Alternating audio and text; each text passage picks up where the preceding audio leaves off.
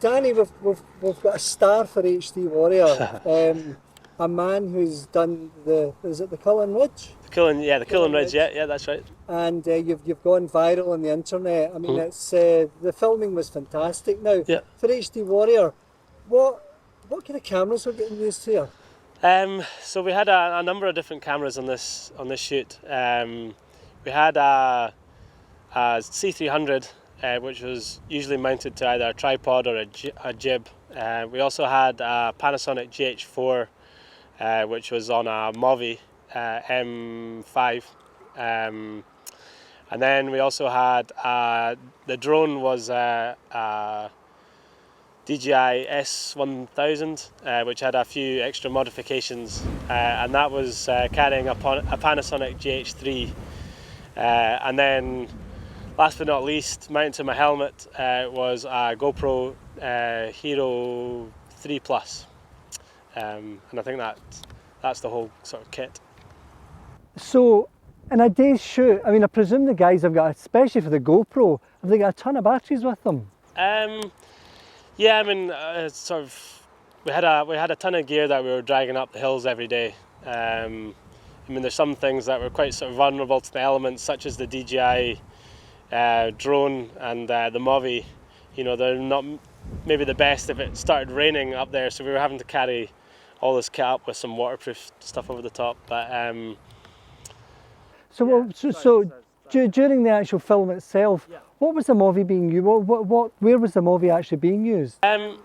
So as you know, like I suppose you've got sort of tools for each job. I mean, what the Movi's great for is being able to sort of traverse over terrain that you couldn't, you don't want to be flying low over, and it really allowed sort of the guys at Cut Media to run over these sort of boulders and get these very smooth cinematic shots. So when you were running past them and they looked as if they were floating with you, that was a Movi shot rather than a drone shot. Yeah. So I mean, I suppose the Movi shots sort of complement the drone shots, where you've kind of got this sort of cinematic, smooth kind of movement. And then for the tight shots and things like that, you use the C300. That would normally be used with like a 70-200 lens as well, to kind of get some of these longer kind of shots. So just explain, when you're at the top of that ridge, and to me it was the pinnacle shot, and you've got this drone riding round you. I mean, how easy is that for the guy to do? Yeah, I mean, that shot you're talking about was, for me, probably the sort of most amazing experience of the whole trip. It was the dream shot, and that's why we were using the drone on the ridge, to get those kind of shots. So we've got Let Park, who's piloting the drone, and then Stu Thompson, the film director. He was on the gimbal controlling the camera, and they have the image that sort of beams down to a small monitor so they can see what's going on. All I can say is they must have watched those shots thinking these are absolutely the best shots ever. Yeah, I suppose sometimes when you're sort of caught up in the moment, you're sort of very concentrated on what's going on. Obviously, I'm on top of this pinnacle, and there's a little bit of risk for me as well. So they're wanting to just make sure they're getting, they're getting the footage that they need. It was a bit of a dream scenario that we had going on, up there. And the other shot that sticks in my mind is when you've got the GoPro, which is obviously looking down, which is a fantastic shot.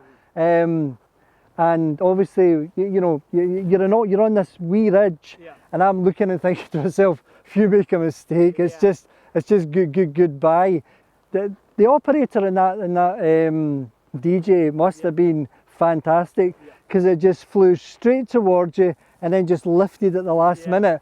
Was that quite hairy when you did that? I've been working with Lek and Stu on the drone for a number of years now, and feel very comfortable and confident in their abilities.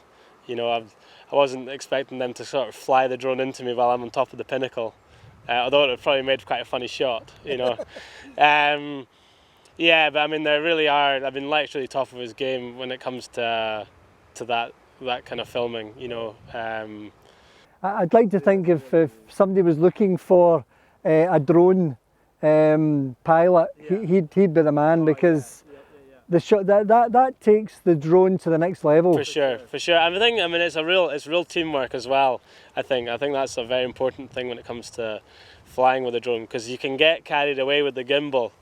You know, I think it's quite important to give it a natural movement. You know, because you can start getting itchy fingers. You think, oh, I could frame up a bit better. But if you just let it flow with the movement of the drone itself, then that's what will give you the best shots, rather than getting, you know, too carried away with too much gimbal movement as well. But it's the teamwork between Stu and Lek that really kind of, you know, get the best out of it.